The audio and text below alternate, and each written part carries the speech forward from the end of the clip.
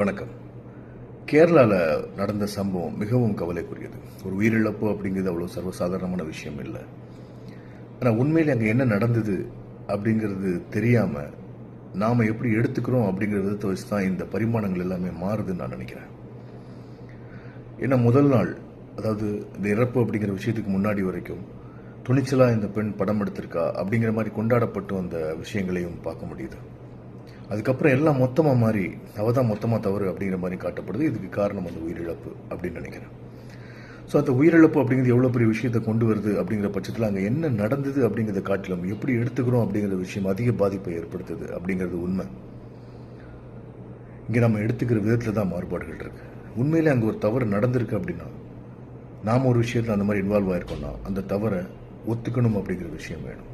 Acceptance. திருத்திக்கலாம். இல்லை தவறே பண்ணலை அப்படின்னா நம்ம தவறே பண்ணலை அப்படிங்கிற விஷயத்தை தைரியமாக அடுத்த கட்டத்தை நகர்த்தி கொண்டு போகலாம். கொஞ்சம் யோசிச்சு சொல்லுங்கள்.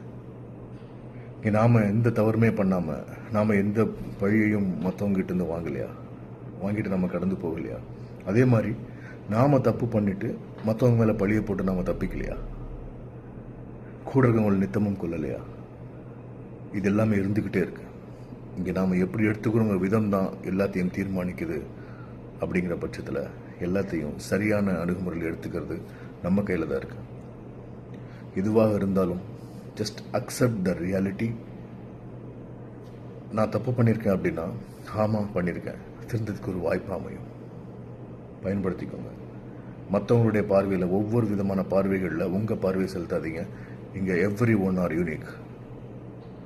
Take care. சுற்றி நடக்கிற விஷயங்கள்லேருந்து நாம் கற்றுக்க வேண்டிய பாடம் அப்படிங்கிறது, இந்த விஷயங்களில் நாம் இருந்தால் எந்த மாதிரி இருக்கும் அப்படிங்கிறத இன்வால்வ் பண்ணி நம்மளை அதுலேருந்து எப்படி சரிப்படுத்திக்கணும் அப்படிங்கிற விதம் தான் நம்மளுடைய மனமாற்றம் தான். Take care.